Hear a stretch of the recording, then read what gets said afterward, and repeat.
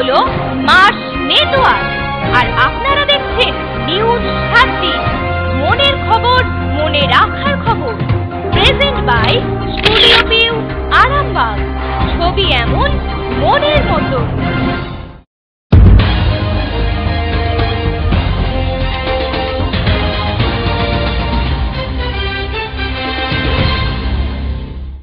নমস্কার, নিউজ 7 দিনের সঙ্গে আমি সুজিত। শুরুতেই হেডলাইন্স।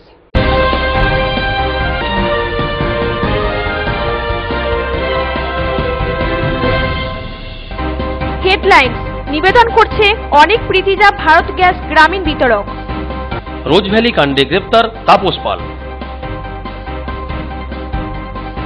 রেলের কাজ চালু করতে বৈঠকে মুকুল রায়। চুচুড়ার লজে হানা, গ্রেপ্তার 8। তৃণমূলের শক্তিশালী দুর্গে বিজেপির বাইক মিছিল। হেডলাইন নিবেদন করলো অনেক প্রীতিজা ভারত গ্যাস গ্রামীণ বিতরক। এবার নিউজ 7 দিনের বিস্তারিত খবর। রোজভ্যালি কাণ্ডে এবার সিবিআই এর জালে অভিনেতা তথা তৃণমূল সাংসদ তাপস পাল। রোজভ্যালি কাণ্ডে তাপস পালকে গ্রেপ্তার করল সিবিআই। তৃণমূল সাংসদের গ্রেপ্তারি নিয়ে চন্দননগরের বাসিন্দা তাপস পালের প্রতিবেশী পার্থবাবু বলেন, মমতার দল যারা করে তাদের কাছে সততা 1 নম্বরে।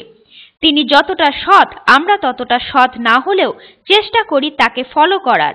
দেখতে হবে এর মধ্যে সত্যতা কতটা আর কতটা রাজনীতি আছে। যদি সত্যতা একটুও থাকে তাহলে এ দলের জায়গা হতে পারে না। তাই প্রথম কথা হচ্ছে, আমরা যারা মমতা ব্যানার্জির দল করি, সততাটা কিন্তু আমাদের কাছে 1 নম্বর। মানে তিনি নিজে যতটা সৎ, আমরা ততটা না হলেও চেষ্টা করি তাকে ফলো করার জন্য, আর না হলে এ দলে জায়গা হতে পারে না। তো দেখতে হবে এটার পিছনে কতটা রাজনীতি কাজ করছে বা কতটা সত্যতা কাজ করছে। যদি সত্যতা মিনিমামও কাজ করে থাকে তাহলে এটুকু নিশ্চিত বলতে পারি এই দলে দুর্নীতিতে জায়গা হতে পারে না। সুতরাং দল যা ব্যবস্থা নেবে আর আইনগত যা হবে, তবে এর মধ্যে রাজনীতি কতটা আছে এটাও দেখা দরকার আছে। মমতা ব্যানার্জির দল দুর্নীতিগ্রস্ত হতে পারে না। তাপস পাল মানুষ হিসেবে একজন মানুষ যেরকম হতে হয় সেরকম বিরাট কিছু বলছি না, কিন্তু মানে মানুষ হিসেবে যথেষ্ট আছে, ঠিকই আছে। অন্যদিকে তাপস পালের সহ নাগরিক চন্দননগরের মহানাগরিক রাম চক্রবর্তী বলেন, রাজনৈতিক প্রতিহিংসা চরিতার্থ করতে বিজেপি এই কাজ করেছে। সাংসদকে গ্রেপ্তার করে মমতাকে চাপে রাখতে চাইছে। তাপস পাল অরাজনৈতিক ব্যক্তি। মমতাই সমাজের বিভিন্ন অংশের মানুষকে সম্মান দিয়েছে। চক্রান্ত করে গ্রেপ্তার করে আন্দোলনকে দমানো যাবে না বললেন রামবাবু। ওনার বিরুদ্ধে পড়াই করে অ্যারেস্ট করা সিবিআই করেছে, এখন তদন্ত সাপেক্ষ, এখন কিছু তো করা যাবে না। এবার আমার মনে হয়েছে যেটা একটা রাজনৈতিক প্রতিহিংসারও একটা কাজ চলছে, একটা চলছে। কারণ যেহেতু মমতা বন্দ্যোপাধ্যায় বিজেপি গভর্নমেন্টের যেই নীতি বিরুদ্ধে লড়াই করছে, কালো টাকা উদ্ধারের নাম করে যে মানুষকে হয়রানি, তার বিরুদ্ধে লড়াই করছে, তাই আমার মনে হয় যে এই সাংসদদের উপর চাপ সৃষ্টি করে মমতা বন্দ্যোপাধ্যায়কে দমানোর একটা চেষ্টা চলছে। এটা নিশ্চয়ই মানুষ সমর্থন করবে না এবং কোনো মতেই কোনো অবস্থাতেই কিন্তু এই আন্দোলনকেও কিন্তু স্থিমিত করা যাবে না ততদিন মমতা বন্দ্যোপাধ্যায় আন্দোলনের মধ্যে থাকবে। হুগলির ব্যুরো রিপোর্ট, নিউজ 7 দিন। রেলের থমকে যাওয়া কাজ চালু করতে বৈঠক হুগলিতে। বৈঠকে প্রাক্তন রেলমন্ত্রী মুকুল রায়, যাতে তাড়াতাড়ি এই কাজ শুরু হয় তার জন্যই এই বৈঠক। রেলপথে থমকে যাওয়া কাজ চালু করতে হুগলিতে বৈঠকে মুকুল রায়।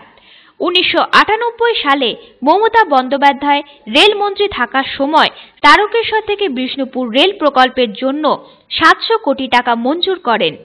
গোঘাটের দিক থেকে ভাবাদিঘি অবধি কাজ এগিয়ে যায়। অন্যদিকে বিষ্ণুপুরের দিক থেকেও কাজ এগোয়। জটিলতা দেখা দেয় ভাবাদিঘি 3 একর জায়গা নিয়ে। দিঘির 160 জন শরিকের মধ্যে 91 জন শরিক এখনো চেক না নেওয়ায় প্রকল্পের কাজ থমকে যায়। বৃহস্পতিবার মুখ্যমন্ত্রী মুকুল রায়কে এই প্রকল্পের জমির জট কাটানোর জন্য দায়িত্ব দেওয়ার পর আজ চুচুড়ার হুগলি জেলা শাসকের এক ঘরে এক প্রশাসনিক বৈঠকে আসেন মুকুল রায়। বৈঠকে ছিলেন হুগলি জেলার শাসক সঞ্জয় বনসল, আরামবাগের সাংসদ অপরূপা পোদ্দার, গোঘাটের বিধায়ক মানস মজুমদার, জেলা পুলিশ সুপার সুকেশ জৈন সহ জেলা প্রশাসনের আধিকারিকরা। জমি জট কাটার আলোচনা ফলস্বরূপ হয়েছে। আগামী বছরের মধ্যে রেলপথের কাজ শেষ হবে। যখন উনি 1999 রেলমন্ত্রী হলেন তখন এই প্রকল্পের উনি উদ্বোধন করেছিলেন এবং টাকা দিয়েছিলেন। মমতা ব্যানার্জি 1999 পর 2000 সালে যেদিনকে রেলমন্ত্রী থেকে পদত্যাগ করলেন তারপর থেকে 9 বছর ধরে ওই রেল প্রকল্পটা পড়েছিল। উনি 2009 সালে আবার মমতা ব্যানার্জি রেলমন্ত্রী হওয়ার পর মানে 1 বছরে 700 কোটি টাকা স্যাংশন দিয়েছিলেন যে তারকেশ্বর থেকে মানুষ ট্রেনে উঠে সোজা বাঁকুড়া চলে যাবে, আরামবাগ দিয়ে রেলপথ চলবে। এটা ওই এলাকার মানুষের স্বপ্ন ছিল, হুগলি বাঁকুড়া জেলার মানুষের স্বপ্ন ছিল, বাঁকুড়া বিষ্ণুপুরের লোকের মানুষের স্বপ্ন ছিল। সেই স্বপ্ন বাস্তবায়িত হওয়ার পর আবার মমতা ব্যানার্জি রেলমন্ত্রী ছিলেন, তারপর দীনেশ ত্রিবেদী কিছুদিনের জন্য ছিলেন, কিছুদিনের জন্য আমরা ছিলাম। আপনারা দেখেছিলেন আরামবাগ থেকে রেল লাইন চলেছে, গাড়ি এসেছে, মমতা ব্যানার্জি উদ্বোধন করেছেন, বিদ্যুৎ বৈদ্যুতিকরণ হয়েছে। এখন একটা ছোট্ট জায়গায় ভাবাদিঘি বলে একটা জায়গায় যদি রেল প্রকল্পটা থমকে দাঁড়িয়ে আছে, ওই প্রকল্পটার ওই জায়গাটা যাতে পুরোপুরি শেষ করা যায় সেই জন্য ওই এলাকার স্থানীয় জনপ্রতিনিধি, স্থানীয় মানুষজনের সাথে রেল প্রশাসন এবং জেলা প্রশাসন, বিশেষত জেলা শাসক, জেলার পুলিশ সুপার, মুখ্যমন্ত্রীর নির্দেশে যে আলোচনায় বসেছেন যে ওই একটা ছোট্ট দিঘির ওপরে ওই প্রজেক্টটা আটকে থাকলে এই প্রজেক্টটার পূর্ণ যে ইন্টারেস্ট, সেই ইন্টারেস্টটাই শেষ হয়ে যাবে। সেই জন্য আজকে কথাবার্তা হলো, আলোচনা খুব সদার্থক। আশা করা যায় এই প্রজেক্টটা মমতা ব্যানার্জির স্বপ্নের প্রজেক্ট শেষ হবে এবং হুগলি এবং বাঁকুড়াবাসী তাতে উপকৃত হবে। যে ভাবাদিঘি নামক একটা জায়গা আছে যেখানে 18 বিঘার একটি পুকুর বলতে বললে ভুল হবে, দিঘি, তার আগে গিয়ে রেল লাইনটা দাঁড়িয়ে গেছে। ঠিক অপোজিটে আবার কামারপুর থেকে ভাবাদিঘির আগে এসে দাঁড়িয়ে আছে, মানে পুকুরের দুটো সাইডে। এবার এই একটা দিঘির 3 একরের মতো জায়গা, সেই জায়গা কিন্তু মেইন সমস্যা। এবং সেই জায়গায় যারা বেশিরভাগ যারা পুকুরের যারা ভাগিদার, অংশীদার, তারা বেশিরভাগ চেক সংগ্রহ করেছে। 91 জনের মতো মানুষ এখনও চেক সংগ্রহ করেনি। কেন্দ্রীয় সরকার যে রেল প্রকল্প, সেই রেল প্রকল্প রেল দপ্তরের একটাই বক্তব্য, যদি এখানে রেল পথে এইভাবে বাধা সৃষ্টি করে তাহলে আমরা ফিরে যাবো, আমরা কাজ হবো না। আমরা সমগ্র গোঘাট মানুষের পক্ষ থেকে, বিষ্ণুপুরের মানুষের পক্ষ থেকে, সমগ্র আরামবাগবাসীর পক্ষ থেকে আমরা ওই এলাকার মানুষকে বারবার ওদের সাথে কথা বলেছি। এবং সেখানে যেটা বুঝতে পেরেছি, ওখানে একটা ডিসপুট তৈরি হয়েছিল। কোনো একজন পিডব্লিউর জমির মালিক, সেই তার নিজের জায়গা বাঁচানোর জন্য সে নাকি রেল লাইন ঘুরিয়ে দিল। আমরা যেটা জানি স্বাভাবিকভাবে রেল অন্যান্য সড়ক পথের মতো নয়, রেল একবার যদি তার সার্ভে কমপ্লিট করে নেয় এবং ফাইনাল হয়ে যায়, সেই জায়গা থেকে রেলের কার্ভ ঘোরার কোনো জায়গা নেই। এই মুহূর্তে রেল যদি ওখান থেকে না যায় ওই পুকুরের ওই 3 একরের মতো যে জায়গা, তাহলে রেলপথটাই ওখানে বন্ধ হয়ে যাবে। কিন্তু আমরা গোঘাটের মানুষ যারা আছে, গোঘাটের মানুষ, বিষ্ণুপুর, তারা কখনোই চায় না এই রেলপথটা বন্ধ হয়ে যায়। এটা গোঘাটের মানুষ, আরামবাগের মানুষের কাছে একটা স্বপ্ন যে আরামবাগের মানুষ কোনোদিন রেলে চেপে হাওড়ায় আসবে, কলকাতায় আসবে, এটা কোনোদিন ভাবেনি। কিন্তু এই মুহূর্তে এই জায়গায় আটকে আছে, যার জন্য এই সমস্যা নিয়ে আজকে আমাদের দলের লিডার, সর্বভারতীয় সহসভাপতি যিনি প্রাক্তন রেলমন্ত্রী, তিনি ডিএমের চেম্বারে আজকে আমাদের মিটিং ছিল। সেই মিটিংয়ে মোটামুটি প্রশাসনের সাথে, রেল দপ্তরের যারা আধিকারিক ছিল তাদের সাথে আলোচনা করে ঠিক হয়েছে যে লোকাল মানুষের সাথে যারা আছে তাদের সাথে আরেকবার কথা বলা হবে। কথা বলে আমরা মনে করছি যে সিদ্ধান্ত আজকে নেওয়া হচ্ছে, সেই সিদ্ধান্তের মাধ্যমে এই সমস্যা অচিরেই সমাধান হবে এবং রেল কাজ শুরু। ব্যুরো রিপোর্ট, নিউজ 7 দিন। চুঁচুড়ার সন্ধ্যা লজ থেকে 8 যুবককে গ্রেফতার করল আরপিএফ। উদ্ধার ব্র্যান্ডেড কোম্পানির জুতো ও শাড়ি। চুঁচুড়া সন্ধ্যা লজ থেকে আটক যুবককে গ্রেপ্তার করল আরপিএফ। উদ্ধার ব্র্যান্ডেড জুতো, শাড়ি ও শাল। গত কয়েক মাস বাগ এক্সপ্রেস ও অমৃতসর মেল ট্রেন থেকে একাধিক চুরির ঘটনা ঘটে। চুরির তদন্তে নেমে বালি আরপিএফ জানতে পারে বিহার, মুর্শিদাবাদ ও বীরভূমের একটি গ্যাং এর পিছনে রয়েছে। গত 25 তারিখ থেকে চুঁচুড়ার জিটি রোডের পাশে সন্ধ্যা লজে থাকছিলেন 8 যুবক। শুক্রবার হঠাৎই সেই লজে চুঁচুড়া থানাকে সঙ্গে নিয়ে হানা দেয় বালি রেল পুলিশ। গ্রেপ্তার করা হয় 8 জনকেই। ধৃতদের ঘর থেকে 500 জোড়া ব্র্যান্ডেড কোম্পানির জুতো, দামি শাড়ি ও শাল 500 পিস উদ্ধার করা হয়। ধৃতদের শনিবার চুঁচুড়ার আদালতে তোলা হবে। যখন এসেছিল মানে এদের মানে আইডি প্রুফ সবার প্রত্যেকের দিয়ে দিয়েছিল এবং বলেছিল যে আমরা কাপড়ের ব্যবসা, জুতো ব্যবসা করতেছি। যে ব্যাপারে কাপড়ের ব্যবসা আর জুতোর ব্যবসা করছে। কতদিন ধরে ছিল আপনার এখানে? এই তো 5 দিন হয়েছে, 25 তারিখে এসছে। আচ্ছা, আজকে হচ্ছে 30 তারিখ। ওরা বলেছিল আমরা 5-7 দিন থাকি, রেস্টে তো নিয়ে গেছে। প্রথমে এমনি ওরা মোটামুটি কিছু ব্যাগ লাগেজ নিয়ে এসেছিল, তারপরে আমি খুলে দেখলাম কি আছে, দেখলাম কাপড়, হ্যাঁ সত্যি করে কাপড় আর জুতো। ওরা এখানে মোটামুটি জুতো কাপড়ের ব্যবসা করতে এসেছে, ঠিকই আছে। আর এবং ওদের আমি বললাম প্রত্যেকের আইডি প্রুফ লাগবে, যে কজন থাকবে ওরা প্রত্যেকে তাদের আইডি প্রুফ সব কিছু দিয়েছে এবং নাম ঠিকানা সব কিছু লিখেছে, মোবাইল নাম্বার পর্যন্ত লিখেছে। যেহেতু যা আমার মোটামুটি লজের যেটা ফর্মালিটি, সেই ফর্মালিটি সব কিছু আমরা মেনটেন করছি। সেই ফর্মালিটি আমরা সব মেনটেন করি, তবে ওদেরকে আমরা ঘর দিই। ঠিকানা ফিকানা সব কিছু এখানে যখন আমার সব কিছু আইডি প্রুফ সব কিছু দিয়েছে, এখানে তো আমি সেই ক্রিমিনাল নাকি সেটা তো আমি বলতে পারবো না। পুলিশ এসেছিল, এদের কি সন্দেহ হয়েছিল বলে এখানে যেতে না। হুগলি ব্যুরো রিপোর্ট, নিউজ 7 দিন। নিয়ে নিচ্ছি ছোট্ট একটা বিজ্ঞাপন বিরতি, সঙ্গে থাকুন। সেট টপ বক্স সকল টিভি গ্রাহকদের উদ্দেশ্যে জানানো যাচ্ছে যে ট্রাইয়ের নির্দেশে আগামী 1 জানুয়ারি 2017 তারিখ থেকে ফেজ 4 এলাকায় ডিজিটাল সিগন্যাল বাধ্যতামূলক হচ্ছে। সমস্ত গ্রাহকদের অনুরোধ করা হচ্ছে 31 ডিসেম্বর 2016 মধ্যে আপনাদের মনোরঞ্জনের জন্য প্রয়োজনীয় ডিজিটাল সেট টপ বক্স নিজ নিজ কেবল অপারেটরদের থেকে সংগ্রহ করুন। অন্যথায় 31 ডিসেম্বরের পর আপনার টিভিতে সেট টপ বক্স ছাড়া আপনি কোনো রূপ ছবি দেখতে না পেলে আপনার কেবল অপারেটর দায়ী থাকবে না। বাড়িতে সেট টপ বক্স লাগান, ডিজিটাল হয়ে যান। ফিরে এলাম বিজ্ঞাপন বিরতির পর। আপনারা দেখছেন নিউজ 7 দিন। কুইন্টাল প্রতি ধান বেশি নেওয়ায় ধান বিক্রি বন্ধ করল কৃষকরা। ঘটনাটি ঘটেছে হুগলির সিঙ্গুরে। সকাল থেকেই বিক্ষোভে ফেটে পড়েন কৃষকরা। সরকারি মূল্যে ধান কেনার সময় প্রতি কুইন্টাল ধানে 5 থেকে 8 কেজি ধান বাড়তি নেওয়ার অভিযোগ তুলে কৃষকরা ধান বিক্রি বন্ধ করে দিল। শুক্রবার সিঙ্গুরের তাপসী মালিক কৃষাণ মান্ডিতে সরকারি মূল্যে ধান কেনা শুরু হয়। সরকারি নির্দেশ অনুযায়ী প্রতি কুইন্টাল ধান 1470 টাকা ও 20 টাকা করে উৎসাহ ভাতা দেওয়া হচ্ছে। কিন্তু কৃষকদের অভিযোগ, সরকারিভাবে ধান কেনার জন্য যে FAQ মেশিন দিয়ে ধানের গুণগত মান নির্ধারণ করা হয়, এই ক্ষেত্রে সেই মেশিন না বসিয়ে আরামবাগ রাইস মিল অ্যাসোসিয়েশনের তরফ থেকে আরামবাগ দেশপ্রিয় রাইস মিল থেকে এই দিন ধান কেনা শুরু হয়। ধান কেনা শুরু হতে দেখা যায় প্রতি কুইন্টাল থেকে 8 থেকে 10 কেজি ধান বাদ দেওয়া হচ্ছে। এই অভিযোগ তুলে সকাল থেকে বিক্ষোভে ফেটে পড়ে কৃষকরা। ধান বিক্রি বন্ধ করে দেওয়া হয়। দাবি FAQ মেশিন বসিয়ে সরকারি নির্দেশ অনুযায়ী ধান কেনা হোক। এই বিষয়ে ধান কিনতে আসা মিল কর্তৃপক্ষ জানিয়েছে, সরকারিভাবে কোনো FAQ মেশিন না দেওয়ার অভিজ্ঞতা অনুযায়ী ধানের গুণগত মান অনুযায়ী প্রতি কুইন্টাল থেকে ধান বাদ দেওয়া হচ্ছে।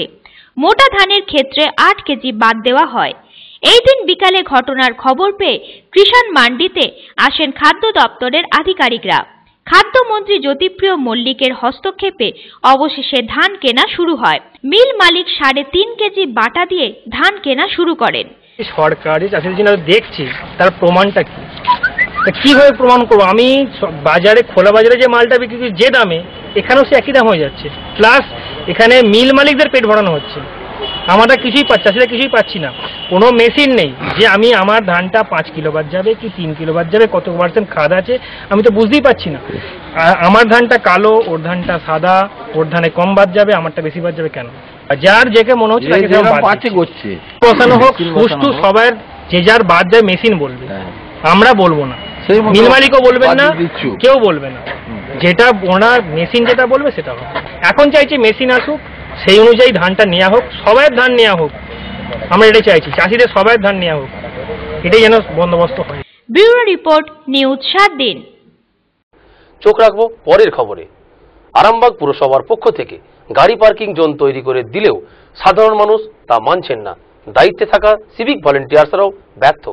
বেপরোয়া এইসব মানুষকে বাগে আনতে পারবে কি পুলিশ? নির্দিষ্ট স্থানে গাড়ি পার্কিং করার জন্য হুগলির আরামবাগ পুরসভার পক্ষ থেকে বিশেষ গাড়ি পার্কিং জোন তৈরি করে দেওয়া হচ্ছে। শহরের বিভিন্ন গুরুত্বপূর্ণ এলাকা এবং সরকারি অফিসের সামনে গাড়ি রাখার জন্য এই ব্যবস্থা নেওয়া হয়েছে। মূলত গাড়ি চুরি হওয়া হাত থেকে রেহাই পেতেই পুরসভা এই পদক্ষেপ নিয়েছে। তা সত্ত্বেও পুরসভার এই গাড়ি পার্কিং স্থানে কেউই গাড়ি রাখছেন না। নির্দিষ্ট স্থান করে দেওয়া সত্ত্বেও শহরের যত্রতত্রে, রাস্তার ধারে, অফিসের সামনে গাড়ি রেখে চলে যাচ্ছেন সাধারণ মানুষ। গাড়ি পার্কিং জোন এলাকায় দায়িত্বে থাকা সিভিক ভলেন্টিয়ারদেরও কথা মান্য করছেন না এসব বেপরোয়া মনোভাবাপন্ন মানুষজন। এদের বিরুদ্ধে কি কোনো ব্যবস্থা নেওয়া যায় না? পুলিশ আধিকারিকরাই বা কি বলছেন? বলছি আজকে 1 মাস হতে চললো, তা এই লিঙ্ক রোডেতে আমাদের মামাটি মানুষের সরকার প্লাস হচ্ছে আমাদের চেয়ারম্যান স্বপনবাবু, উনি যে উদ্যোগটা নিয়েছেন খুবই ভালো, কিন্তু আমরা সেই আশা নিয়ে আমরা রাস্তায় নামলাম যে এখানে প্রত্যহ যে যানজটগুলো এগুলো হচ্ছে, এইগুলো আপনি না দেখলে বুঝতে পারবেন না। একটা অ্যাম্বুলেন্স গাড়ি যাচ্ছে, একটা পেশেন্ট আছে, সে মৃত্যুর সঙ্গে লড়াই করছে, তাকে বলা হচ্ছে যে এই রাস্তাগুলো এখানে জ্যাম্পের মধ্যে পড়ে গেছে, আপনি একটু সাইড দিয়ে যান। সে যে সাইড দিয়ে যাবে সেইটুকু রাস্তাও নেই। তারপরে প্রশাসনকেও বলা হয়েছে, ওনারা মাঝে মধ্যে আসছে, দেখছেন, কিন্তু আমি আশা করব যে এটা শুধু দেখলেই হবে না, একটু দাঁড়িয়ে থেকে যদি এই কাজকর্মগুলো একটু দেখেন উনি, তাহলে একটু ভালো হয়। সিভিককে নিয়ে সচেতন এত মানুষগুলো, তাদেরকে বলছি যে দাদা ওখানে গাড়ি রাখবেন না, এখানে পার্কিং করেছে, পৌরসভা থেকে করা হয়েছে, আপনারা এখানে এসে রাখুন। বলছে ওখানে গেলে তো পয়সা দিতে হবে। তা সেই পয়সা কত না, সামান্য মোটর সাইকেলের জন্য 5 টাকা, সাইকেলের জন্য 2 টাকা, 4 চাকার জন্য 20 টাকা। কতক্ষণ রাখলে পয়সা দিতে হবে? আমরা বলি যে আপনি আসুন না, সকালবেলা 8টার সময় আসবেন, 9টায় নিয়ে যাবেন, সারাদিন রাখবেন।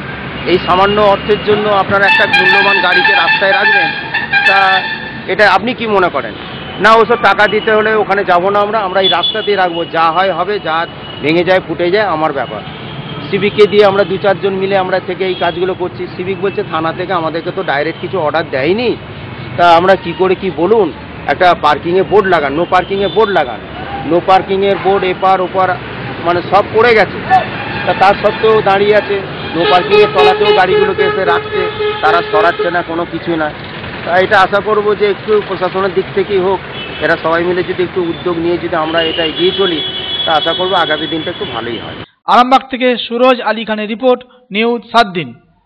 তারকেশ্বর ব্লকের পক্ষ থেকে কিছু সংখ্যক মৎস্যজীবীদের মৎস্য ও চুন প্রদানে শোরগোল তারকেশ্বরে। রাজ্য সরকারের আত্মা প্রকল্প ও মৎস্য দপ্তরের উদ্যোগে তারকেশ্বর ব্লকের 5টি গ্রাম পঞ্চায়েতের 6 জন মাছ চাষিকে 18 কেজি মাছ ও 90 কেজি চুন দেওয়া হলো।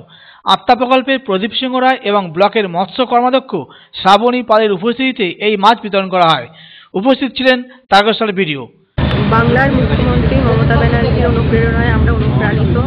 উনি মৎস্যজীবীদের জন্য কিছু ভাবছেন, সেই জন্য আজ তারকেশ্বর পঞ্চায়েত সমিতির সামনে আমরা কিছু ক্ষুদ্র মাছ চাষিদের মাছের চারাপোনা দিয়ে উপকৃত করছি। তারকেশ্বর পঞ্চায়েত সমিতির মৎস্য দপ্তর করছে আত্মা প্রকল্পের এটি উদ্যোগ একটি। আমরা 6 জন মৎস্য চাষিকে 18 কেজি করে মাছ পোনা দিয়েছি এবং 80 কেজি করে চুন দিয়েছি।